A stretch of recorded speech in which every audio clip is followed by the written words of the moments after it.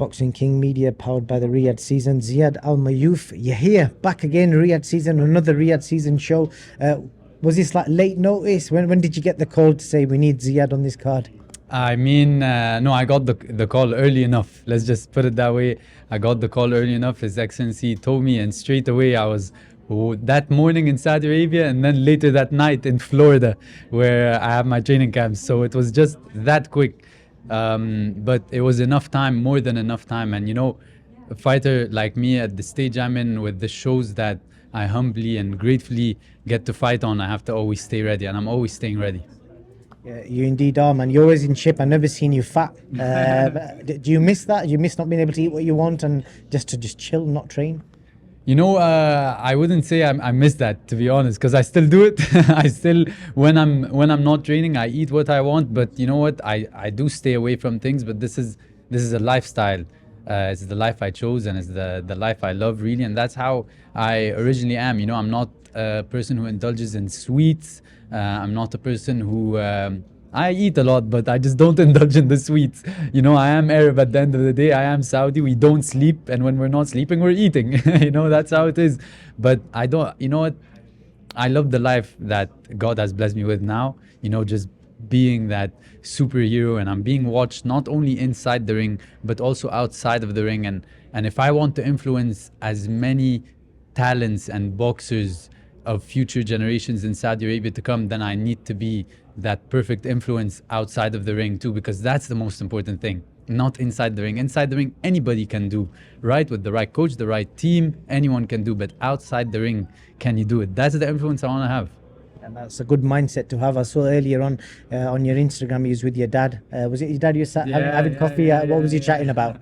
That's the first thing I do. First thing I did when I come to Saudi, before the hotel, I went straight to my dad.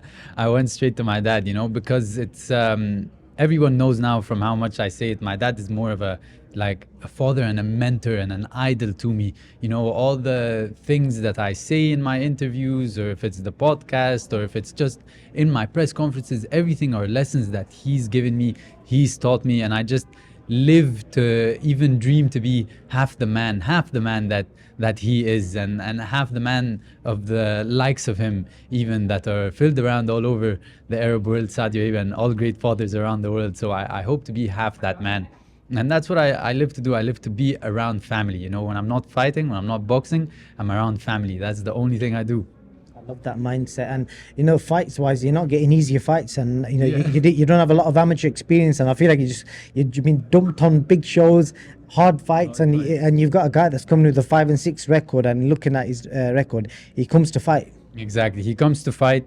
We've seen him, we've watched him, but I don't do a lot of studying. You see, there's a difference between see and watch and study. I'm a Buddy McGirt boxer, and that's the reason why I said I'm not a Buddy McGirt fighter. When you're with Buddy McGirt, you're a Buddy McGirt boxer. You're ready for all the rounds. You're ready to box. If it comes, it comes. If it doesn't, you're there. You're in control. You're winning.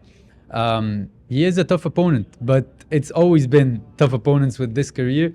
And like you said, people don't understand that there's a difference between not having an amateur experience and not having even much boxing experience, right? In the Arab world, in Saudi Arabia, when I was growing up, it wasn't like it is today for the youth and for the boxers, where I didn't have a boxing ring for more than 5 years when I was coming up. Not even a boxing ring.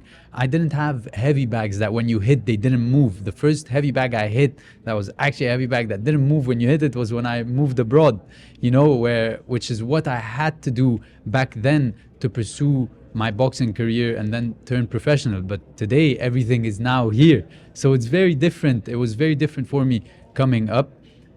And you know what?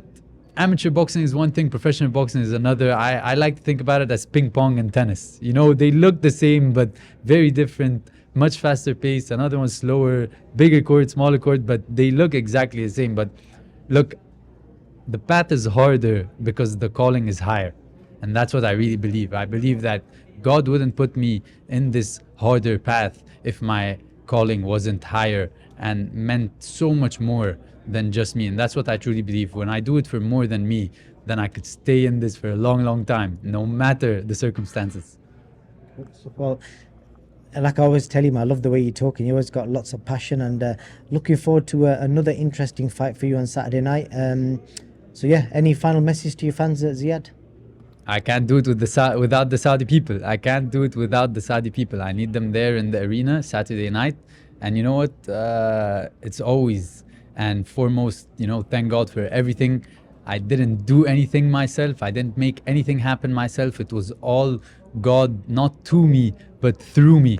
And that's the most important message, Thank you to the custodian of the two holy mosques, the King, His Royal Highness, the Crown Prince, and His Excellency Turki al-Sheikh for the support, the faith, the backing, and the opportunities and the trust to just carry that flag and be a flag bearer in the sport of boxing for Saudi Arabia.